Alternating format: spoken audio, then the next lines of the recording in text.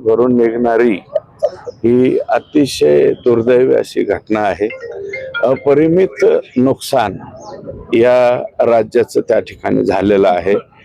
एक निर्णयक्षम व्यक्ती आणि कुठलाही प्रश्न ज्या माणसाच्या पुढे मांडल्याच्या नंतर एक घाव दोन तुकडे करून तो प्रश्न सोडवण्याची क्षमता, धमक ज्या व्यक्तीमध्ये होती, दुर्दैवानं ती व्यक्ती या ठिकाणी राहिलेली नाही। आणि काय आहे की पोकळ आश्वासनं न देता जे होईल ते काम होणार, हे काम होणार नाही, तू कशाला एसटीचे भाडं बुजायला इथं आला किंवा विनाकारण पैसे खर्च करून मुंबईला का आला, असं डायरेक्ट एखाद्या माणसाला सांगणारं आता महाराष्ट्रामध्ये दुसरं व्यक्ती नाही। अत्यंत कुशल, ताकदवान नेता, लोकांच्या मनावरती प्रेम म्हणजे अधिराज्य गाजवणारी व्यक्ती, ती व्यक्ती आज या ठिकाणी राहिलेली नाही।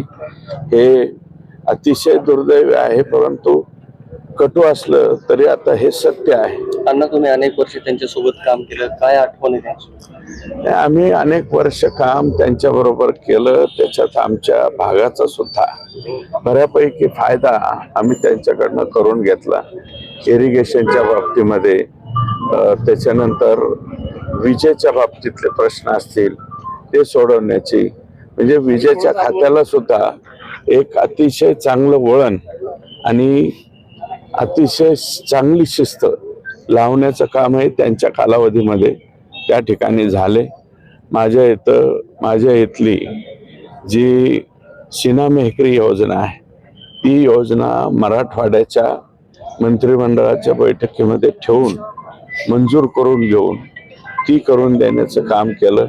आणि जे मराठवाड्याच्या वाट्याच्या 23.66 TMC पाणी ज्याचा निर्णय झाला, त्याच्या अंमलबजावणीच्या बाबतीमध्ये सुद्धा अजितदादांचा वाटा खूप मोठा आहे, हे आम्हाला या ठिकाणी नम्रपणे सांगावं। आता शेवटच्या काळामध्ये काही दिवस त्यांना बीडचं पालकमंत्री म्हणून देखील त्यांनी काम केलं। हो, आमचं दुर्दैव आहे, आमचे दादा पालकमंत्री झाले आणि पालकमंत्री झाल्याच्या नंतर अतिशय चांगल्या पद्धतीने प्रश्नांची उकल त्या ठिकाणी व्हायला लागली होती, परंतु आम्हाला शाप आहे का काय असं वाटायला लागले।